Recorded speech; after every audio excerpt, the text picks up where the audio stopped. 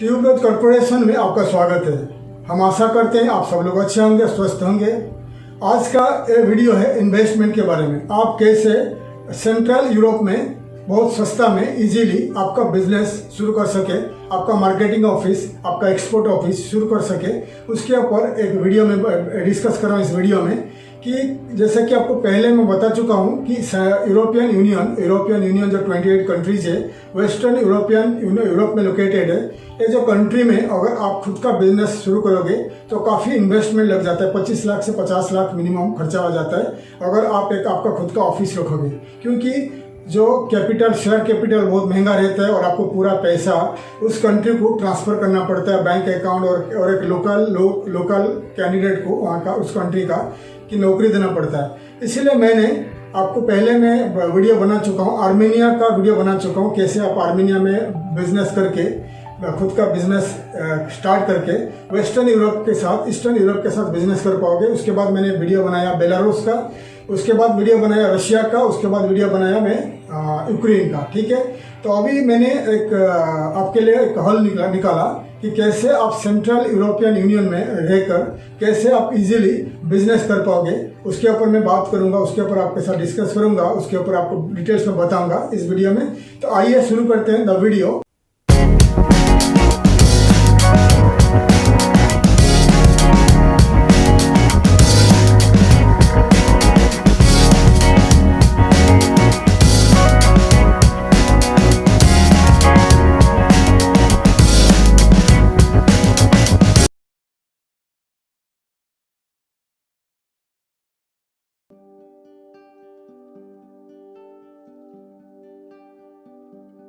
ऐसा बता दिया कि यूरोपियन यूनियन में आप कुछ भी बिजनेस शुरू करने को जाओगे, यूरोपियन यूनियन में बता दिया था, वेस्टर्न यूरोपियन कंट्रीज में जैसा कि फ्रांस, जर्मनी, नॉर्वे, स्वीडन जो कंट्रीज है बहुत एक्सपेंसिव महंगा कंट्रीज है। अगर कुछ भी बिजनेस आप शुरू करने को जाओगे तो 25 लाख से 50 लाख मिनिमम इन्वेस्टमेंट चाहिए। ठीक है, इससे कम नहीं हो सकता है। इसीलिए मैंने काफ़ी सारे बना दिया था videos, Armenia, Belarus, Russia, Ukraine ऐसा कंट्रीज बना दिया था जहाँ पर सस्ता में आपका खुद का बिजनेस आप शुरू कर सकते हो। ठीक है, तो आज का ये वीडियो है, एक स्टेट है, रशिया का एक स्टेट है कालिनग्राड एक स्टेट है रशिया का जो फुली वेस्टर्न ऑफ रशिया और मिडिल ऑफ यूरोप में लोकेटेड है। सो कहाँ पर लोकेटेड है कालिनग्राड, मैं आपको मैप में दिखा रहा हूँ, देख लीजिए। तो कालिनग्राड देख लीजिए, छोटा सा एक सिटी है, एक कालिनग्राड ओब्लास्ट, मतलब कालिनग्राड एक स्टेट है रशिया का। देख लीजिए कहाँ पर लोकेटेड है, वेस्टर्न पार्ट में है कालिनग्राड का पोलैंड है, ईस्टर्न में है लिथुआनिया और साउथ ईस्टर्न में है बेलारूस, और उनका सी है बाल्टिक सी टच करता है। ठीक है,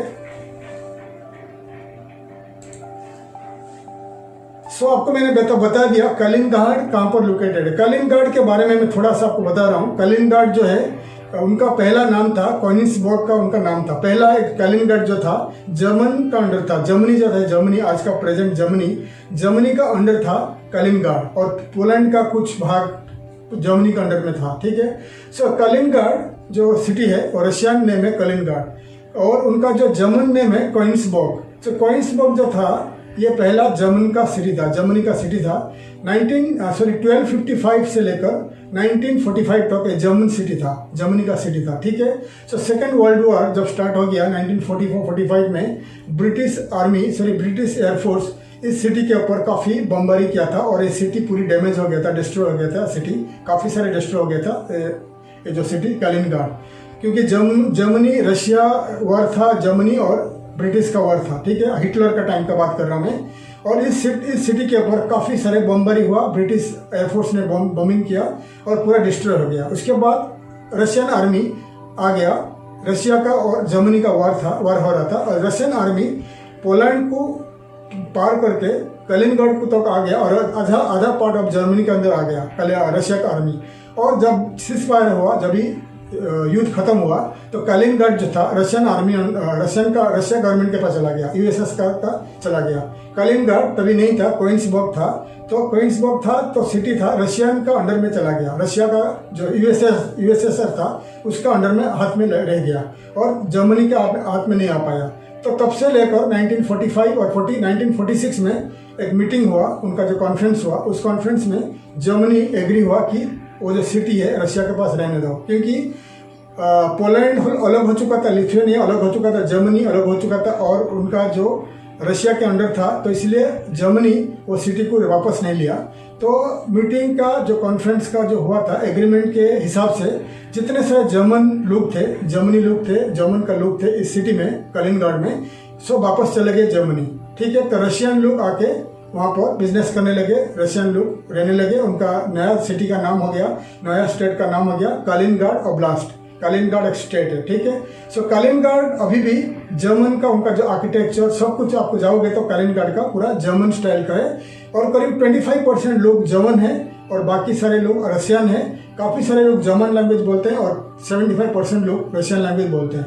बहुत ब्यूटीफुल सिटी है और उनका जो बाल्टिक सी है वो रशियन नेवी का जो हेडक्वार्टर है। ठीक है, तो रशियन नेवी का हेडक्वार्टर था, इसीलिए कलिनग्राड करीब 2010-2015 तक वो ट्रैवल करना मना था। लेकिन व्लादिमीर पुतिन उनका जो प्रेसिडेंट है 2015 में उनको खोल दिया, उनको ओपन कर दिया टूरिज्म के लिए।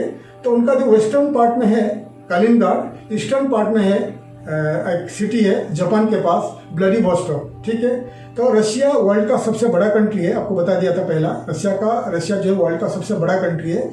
ईस्टर्न पार्ट से लेकर वेस्टर्न पार्ट तक अगर फ्लाइट में जाओगे आपको 17 आवर्स लगेगा बाई फ्लाइट। बाई ट्रेन में जाओगे तो 11 to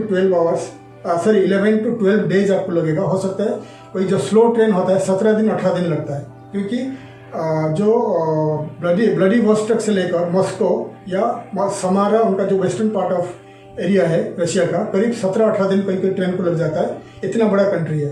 सो उनका बता दिया वेस्टर्न पार्ट में कलिनग्राड, ईस्टर्न पार्ट में है व्लादिवोस्टोक। सो दोनों सिटी जो है मॉस्को से करीब 1200 किलोमीटर से लेकर 1500 किलोमीटर दूरी है। ठीक है, बाई फ्लाइट। तो इसीलिए तो रशियन गवर्नमेंट चाहता है कि दोनों सिटी वेस्टर्न पार्ट में जो है कलिनग्राड, ईस्टर्न पार्ट में है व्लादिवोस्टोक जो जापान और चाइना के पास है। तो गवर्नमेंट चाहता है कि दोनों सिटी जो है काफ़ी दूर है मॉस्को से, तो ज़्यादा से ज़्यादा फॉरेनर्स, ज़्यादा से ज़्यादा बाहर से लोग आकर बिजनेस करें। तो दोनों सिटी को खोल दिया टूरिज्म के लिए। इसीलिए रशिया को हमारा इंडिया का लोग, इंडियन जो ट्रैवलर्स है, रशिया जाने के लिए हमको वीज़ा चाहिए। ठीक है, 30 डेज का वीज़ा मिलता है, 1 ईयर का मल्टीपल एंट्री बिजनेस वीज़ा मिलता है। लेकिन जो कलिनग्राड और व्लादिवोस्टोक जो 2 एरिया है, ये एरिया को अगर आप टूरिज्म के लिए जाओगे तो आपको 14 डेज का वीज़ा मिलता है और वीज़ा ऑन ई वीज़ा मिलता है। ठीक है, तो कैसे आपको वीज़ा मिलेगा आपको मैं दिखा रहा हूँ, स्क्रीन में एक लिंक दिखा रहा हूँ। ये लिंक में जाके आप ऑनलाइन में वीज़ा अप्लाई करोगे, ऑनलाइन में पेमेंट कर दोगे तो विदिन 24 आवर्स आपको वीज़ा आपका ईमेल में आ जाएगा। तो आप डायरेक्ट कलिनग्राड जा सकते हो या डायरेक्ट व्लादिवोस्टोक जा सकते हो। व्लादिवोस्टोक मॉस्को से काफ़ी दूर है, करीब आपको 4-5 घंटा 7-8 आवर्स फ्लाइट में लगेगा और करीब 10-12 दिन लगेगा बाई ट्रेन में। ठीक है, काफ़ी दूर है, जापान के पास है। और कलिनग्राड की बात कर रहा हूँ। कलिनग्राड अगर जाना है तो आपको लिंक भेज दिया, आपको लिंक दिखा दिया। इस लिंक में आप जाकर रजिस्टर करके इंडियन पासपोर्ट होल्डर्स आप पेमेंट कर लीजिए, ई वीज़ा आपको मिलेगा। आप कलिनग्राड जाके टूरिज्म के लिए घूम के आ सकते हैं। सो कलिनग्राड क्योंकि मोस्ट इंपॉर्टेंट है हमारा इंडियन बिजनेसमैन के लिए, मैं समझा रहा हूँ आपको। जैसे आपको बता दिया कलिनग्राड कहाँ पर स्ट्रेटेजिकली लोकेटेड है, नॉर्थ ऑफ यूरोप में लोकेटेड है। लेफ्ट में वेस्टर्न पार्ट में पोलैंड है, ईस्टर्न पार्ट में है लिथुआनिया। ठीक है, तो अभी आपको बता रहा हूँ कितना दूरी है Kaliningrad to different countries of Europe, कितना दूरी है मैं आपको मैप में दिखा रहा हूँ, देख लीजिए। तो नेबरिंग कंट्रीज है पोलैंड जो है 455 किलोमीटर फ्रॉम कलिनग्राड, 4 घंटा, ठीक है, 4 आवर्स 52 मिनट्स में आप बाई ड्राइव में जा सकते हो। ठीक है, बाई ड्राइव में 4 आवर्स 52 मिनट्स में जा सकते हो। और बस में, ट्रेन में भी जा सकते हो। बस में जाओगे तो 1400 रुपये लगेगा इंडियन रुपीज़। बस में या ट्रेन में जाओगे तो 1400 रुपीज़ से लेकर 3000 रुपीज़ में आप जा सकते हो कलिनग्राड टू पोलैंड बाई बस या ट्रेन में। अगर आप शेयरिंग कार में जाओगे तो 850 रुपया लगेगा इंडियन रुपीज़ में। वैसा ही जर्मनी का डिस्टेंस है 1000 kilometre from Kaliningrad, 10 hours by drive. बस ट्रेन में जा सकते हो। बस में ट्रेन में जाओगे तो इंडिया का रुपये 1700 रुपया में जा सकते हो या 3200 रुपया में जा सकते हो। शेयरिंग कार में जाओगे तो 1200 रुपया इंडियन रुपीज़ में जा सकते हो। डिस्टेंस लिथुआनिया बहुत काफ़ी नज़दीक है कलिनग्राड से, 283 किलोमीटर है। 3 घंटा 34 मिनट में पहुँच सकते हो आप बाई कार। और आप अगर बाई ट्रेन में जाओगे तो 4000 से लेकर 6000 रुपया में आप ट्रेन में जा सकते हो। बस में 850 रुपया से लेकर 2000 रुपया बस में आप जा सकते हो। स्वीडन जो है आप देख सकते हो बैल्टिक सी है, बैल्टिक सी बीच में है, समुंदर है, तो फेरी जाती है कालिनग्राड टू स्वीडन, फेरी में जा सकते हो, ट्रैवल कर सकते हो 870 किलोमीटर बाई फेरी, जो आप 19 आवर्स में पहुंच सकते हो स्वीडन। 8000 रुपया उनका जो खर्चा आएगा।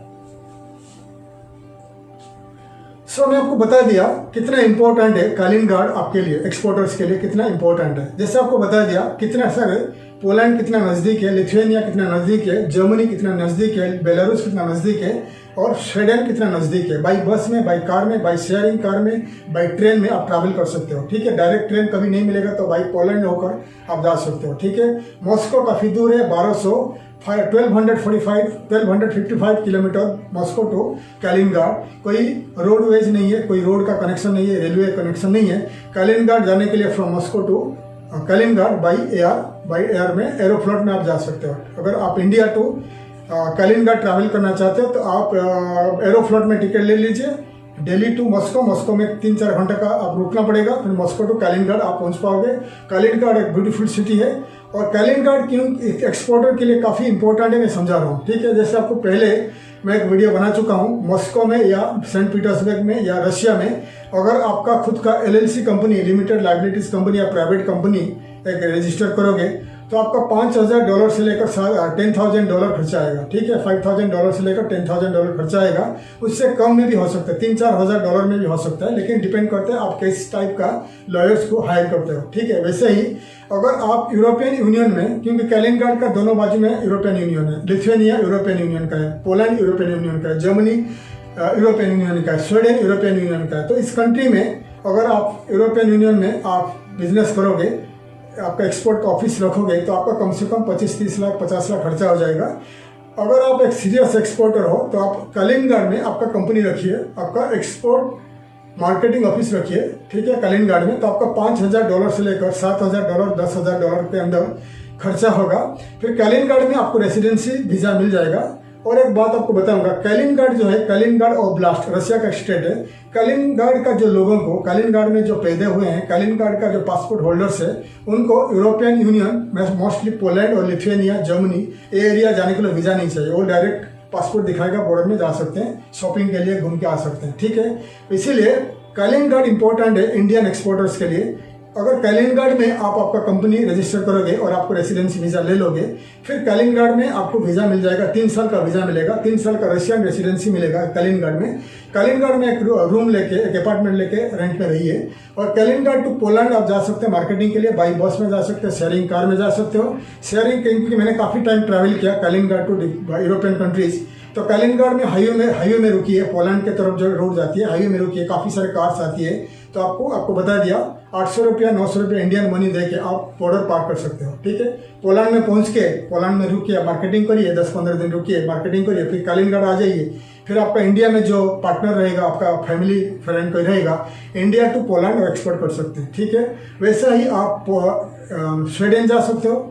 ठीक है, सस्ता में आप जा सकते हो, फ्लाइट में जा सकते हो, फेरी में जा सकते हो, जर्मनी जाइए, फ्रांस जाइए, कहीं भी जाइए। क्योंकि आपके पास, एक बार देखिए आपको बता रहा हूँ, अगर आपके पास कालिनग्राड का रशिया का वीज़ा है तो आपको इजीली कितने सारे एम्बेसीज लोकेटेड है। पोलैंड का एम्बेसी लोकेटेड है, लिथुआनिया एम्बेसी लोकेटेड है, जर्मन एम्बेसी और काफ़ी सारे यूरोपियन कंट्रीज का एम्बेसीज लोकेटेड है कालिनग्राड में। तो आपके पास अगर रशिया का रेसिडेंसी है, रशिया का 3 साल का रेसिडेंसी है, कालिनग्राड का आपका ऑफिस है, कालिनग्राड का आपका कंपनी है, तो यू आर एलिजिबल, आपके पास एलिजिबल है, आपके पास राइट्स है। You can apply any visa, European union का एनी वीज़ा इन कालिनग्राड एम्बेसीज में। सो एग्जाम्पल, आप जर्मनी जाना है तो जर्मनी एम्बेसी इन कालिनग्राड में आप वीज़ा अप्लाई करिए, आपको विदिन 2 डेज में आपका वीज़ा मिलेगा। आप जर्मनी जाइए, बाई कार में, बाई बस में, बाई ट्रेन में जर्मनी जाइए, जर्मनी में 1 महीना रुकिए, बिजनेस मार्केटिंग करिए, मार्केटिंग करके फिर रिटर्न आ जाइए, फिर आप जर्मनी को एक्सपोर्ट कर लीजिए।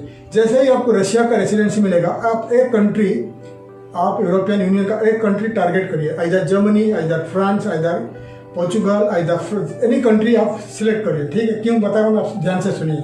सिलेक्ट का एग्जाम्पल, आप जर्मनी सिलेक्ट किया तो जर्मनी का वीज़ा लीजिए। जर्मनी का वीज़ा लेने के बाद आप यूरोपियन यूनियन, जर्मनी का शेंगेन वीज़ा लीजिए, शेंगेन वीज़ा लीजिए। लेने के बाद जर्मनी के साथ साथ यूरोप का 28 कंट्रीज विदाउट वीज़ा में आप ट्रैवल कर सकते हो, by air, by car, by train, by bus. ठीक है। तो जर्मनी में अगर आप 2-3 बार जाते हो 6 मंथ्स के अंदर, एक बार गए 15 दिन रह के आ गए, एक बार गए 15 दिन के रह के आ गए, तो नेक्स्ट टाइम आप जर्मनी का वीज़ा अप्लाई करोगे विद इन ए ईयर, तो जर्मनी आपको 5 साल से लेकर 10 साल का वीज़ा दे देगा, मल्टीपल एंट्री वीज़ा दे देगा। ध्यान से सुनिए, कोई भी कंट्री, यूरोपियन कंट्री, यूरोप में यूके, अमेरिका तो अभी 10 ईयर्स का वीज़ा, 10 साल का वीज़ा दे देती है। ऐसा यूके भी 5 साल का 10 साल का वीज़ा दे देती है। जर्मनी, कोई भी यूरोपियन कंट्री 10 ईयर्स से 5 to 10 ईयर्स दे देता है बिजनेसमैन को, मल्टीपल एंट्री। लेकिन हर एंट्री में आपको 30 डेज रुकना है, ठीक है। तो एग्जाम्पल, आपने रशिया का वीज़ा ले लिया, रेसिडेंसी वीज़ा, आप कलिंगराड में हो, तो जर्मनी 2-3 बार जाके रिटर्न आइए। फिर आप नेक्स्ट टाइम वीज़ा अप्लाई करोगे तो आपको जर्मनी एम्बेसी पूछता है और ऑटोमेटिक आपको दे देता है। जर्मनी एम्बेसी आपको खुद बोलेगा कि भाई आप ले लीजिए मल्टीपल एंट्री 10 साल का वीज़ा, क्योंकि उन्होंने देखेगा कि आप जेन्युइन ट्रैवलर है, जेन्युइन बिजनेसमैन है, तो आपको 10 ईयर्स का मल्टीपल एंट्री वीज़ा दे देगा। तो 10 ईयर्स का मल्टीपल वीज़ा रहेगा तो आप जर्मनी जाइए, फ्रांस जाइए, आप नेदरलैंड जाइए, स्वीडन जाइए, नॉर्वे जाइए, लिथुआनिया जाइए, पोलैंड जाइए, एनी कंट्री ट्रैवल करिए बिजनेस के लिए, मार्केटिंग करिए, आपका एक्सपोर्ट का मार्केटिंग करिए। या रशिया, आपके पास रशिया वीज़ा है, रशिया का एनी कंट्री में जाइए, बेलारूस जाइए, पूरा मार्केटिंग करिए, इंडिया आके एक्सपोर्ट करते रहिए। क्योंकि ये आपको मैं इम्पोर्टेंट, मुझे मालूम है, क्योंकि कलिंगराड काफ़ी इंपॉर्टेंट है, इसीलिए आपको मैं समझा रहा हूँ। आपको अगर कम पैसा में बिजनेस करना है, 10 लाख के अंदर बिजनेस करना है, तो आप कलिंगराड चूज करिए। कलिंगराड में छोटा ऑफिस रखिए, और कलिंगराड में 30 to 40% लोग को जर्मन आता है, ठीक है। 10% लोग को पोलिश आता है, पोलिश लैंग्वेज आता है, बाकी लोगों को रशियन आता है। और बहुत सस्ता में आपको स्टाफ मिल जाएंगे जो रशियन बोलते हैं, जो पोलिश बोलते हैं, जो लिथुआनियन लैंग्वेज बोलते हैं, जो जर्मन लैंग्वेज बोलते हैं। तो वहाँ से बैठ के मार्केटिंग के लिए आपको इजीली स्टाफ मिल जाएंगे। आपका एग्जाम्पल, आपका एक दुकान लिया, एक ऑफिस लिया, वहाँ से आप जर्मन स्पीकिंग स्टाफ रखिए, जो जर्मन स्पीकिंग कंट्रीज को कांटेक्ट करेगा, स्विट्जरलैंड, जर्मनी, बेल्जियम कंट्रीज को कांटेक्ट करेगा, नेदरलैंड का कुछ पार्ट्स को कांटेक्ट करेगा, लग्जमबर्ग को कांटेक्ट करेगा मार्केटिंग के लिए। फिर जैसे ही एग्जाम्पल, आप एक जर्मन स्पीकिंग लेडी रख दिया आपका ऑफिस में इन कलिंगराड, कम पैसा लेगा, फिर आपको वो ऑफिस में बैठ के German companies in Germany, Swiss company in Switzerland, Luxembourg is company in Luxembourg, Belgian company in Belgium, एक कंपनी को बाई जर्मन लैंग्वेज में कांटेक्ट करेगा, मार्केटिंग करेगा। फिर मार्केटिंग के लिए आप जाइए, स्टाफ को लेके जाइए, जर्मन स्पीकिंग स्टाफ को लेके जाइए, बाई रोड, बाई बस में, बाई ट्रेन में।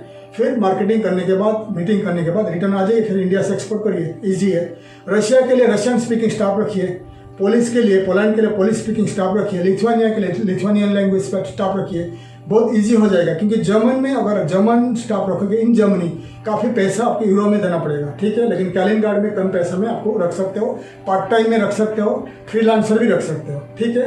तो बहुत आशा करता मैं मेरा वीडियो आपको इम्पोर्टेंट लगा, ठीक है। अगर आप एक सीरियस एक्सपोर्टर हो, सीरियस ट्रेडर हो, तो कलिंगराड चूज करिए।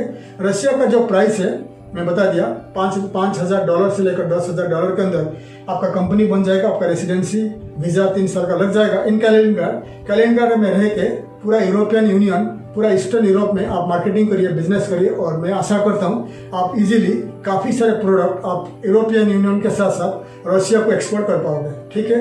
तो डिटेल्स मैंने आपको बता दिया। मैं आशा करता हूँ ये इंपॉर्टेंट वीडियो आप ठीक से ध्यान से सुनिएगा, क्योंकि कलिंगराड बहुत इंपॉर्टेंट है, जैसे यूक्रेन काफ़ी इंपॉर्टेंट है, कलिंगराड काफ़ी इंपॉर्टेंट है, ठीक है। अगर आप, क्योंकि मैंने अभी न्यूज़ सुना था कि रशिया जो है काफ़ी सारे इंडिया और इंडिया का नेबरिंग कंट्रीज जाके रशिया में बिजनेस शुरू करने लगे हैं, क्योंकि 2018 जो ट्रम्प का एडमिनिस्ट्रेशन जब था तब से रशिया काफ़ी चर्चा में आ गया था, क्योंकि काफ़ी सारे जो कंट्रीज बताए थे कि पुतिन यानी रशिया की वजह से ट्रम्प ने जीता, ठीक है। उसके बाद रशिया जो है आईटी में काफ़ी आगे बढ़ गया, रशिया काफ़ी चर्चा में आ गया, तो वर्ल्ड वाइड लोग जाके रशिया में बिजनेस करने लगे। रशिया का फिलहाल जो मॉस्को में, सेंट पीटर्सबर्ग में रजिस्ट्रेशन कॉस्ट काफ़ी कम है यूरोपियन यूनियन के हिसाब से अगर देखोगे तो। और अभी फिलहाल कलिंगराड का जो प्राइस है $5,000 से लेकर $10,000 का खर्चा आ रहा है। 10,000 रूबल शेयर कैपिटल है, 10,000 रूबल 10,000 इंडिया का रुपीज़ का हिसाब से। और मैंने लॉयर से, मेरा एक मित्र है, मेरा एक फ्रेंड है, मॉस्को में लॉयर है, उन्होंने बताया था कुछ महीने बाद हो सकता है 2000 ये साल में या नेक्स्ट ईयर में कलिंगराड का जो शेयर कैपिटल हो जाएगा $10,000, मतलब 7 लाख आपको डिपॉजिट करना पड़ेगा और बाकी आपका दूसरा खर्चा है। तो आगे का जो प्राइस आगे बढ़ने वाला है, लेकिन फिलहाल जो कम पैसा में हो रहा है $5,000 से लेकर $10,000 में हो रहा है और आगे आने वाले दिनों में हो सकता है आगे बढ़ सकता है। तो अगर आपको कालिंगार्ड में कंपनी बनाना है तो कालिंगार्ड में एक बार आपको बता दिया वीज़ा कैसा मिलेगा। ई वीज़ा लेके एक बार घूम के आइए, देखिए कैसा सिटी है, बहुत ब्यूटीफुल सिटी है। वहाँ पर काफ़ी सारे टूरिज्म बिजनेस भी स्टार्ट कर सकते हो या ट्रेडिंग कंपनी स्टार्ट करके India to European Union, Kaliningrad, Russia को एक्सपोर्ट कर सकते हो, बेलारूस एक्सपोर्ट कर सकते हो, ठीक है। और कालिंगार्ड में मैं बता दिया कितने सारे कैसे आपको लॉयर मिलेगा। गूगल में सर्च कर सकते हो लॉयर लॉ फर्म्स इन कालिंगार्ड, उनको कांटेक्ट करिए, वो आपको मदद करेंगे कालिंगार्ड में खुद का कंपनी रजिस्ट्रेशन करने के लिए। अगर आपको हमारा मदद चाहिए तो हमारा कंपनी ट्यूबरोज कॉर्पोरेशन आपको मदद करेगा कालिंगार्ड में कंपनी एस्टैब्लिश करने के लिए, आपका रेसिडेंसी वीज़ा लेने के लिए। फिर आप रेसिडेंस वीज़ा लेके आपका ऑफिस रख के, दुकान रख के वहाँ पर बिजनेस शुरू कर दीजिए। कालिंगार्ड बहुत अच्छा सिटी है, एजुकेशन अच्छा है, आपका वाइफ, आपका बच्चे, आपका फैमिली को लेके वहाँ पर सेटल भी हो सकते हो। कालिंगार्ड में अगर रुकोगे फ्यूचर में आप यूरोपियन यूनियन में कोई भी कंट्री में जाकर सेटल हो सकते हो, कोई भी कंट्री के साथ आप ट्रेड कर सकते हो। स्वीडन पास में है, नॉर्वे पास में है, जर्मनी, सब कंट्रीज पास में है, ठीक है। तो आपको डिटेल्स में बता दिया कालिंगार्ड में अगर बिजनेस करोगे तो कालिंगार्ड में क्या प्रोसीजर है, कितना पैसा लगेगा, क्या बिजनेस कर पाओगे, डिटेल्स आपको बता दिया। मैं आशा करता हूँ मेरा वीडियो आपको इन्फॉर्मेटिव लगा। अगर आपको इन्फॉर्मेटिव लगा तो हमें कमेंट करिए, ईमेल करिए आपको क्या और जानना है। और अगर आपको कालिंगार्ड में आपको बिजनेस रजिस्ट्रेशन करना है हमें लिखिए, हम आपको मदद करेंगे। कितना खर्चा आएगा हम डिटेल्स बता दिया। और हमारा वीडियो को लाइक करिए, शेयर करिए और सब्सक्राइब करिए, बेल आइकन को प्रेस करिए ताकि आने वाले वीडियो का इन्फॉर्मेशन मैं आगे आपको दे सकूँ। तब तक के लिए मैं विदा लेता हूँ। आपका परिवार का ख्याल रखिए। तब तक के लिए विदा लेता हूँ। थैंक यू, धन्यवाद, जय हिंद।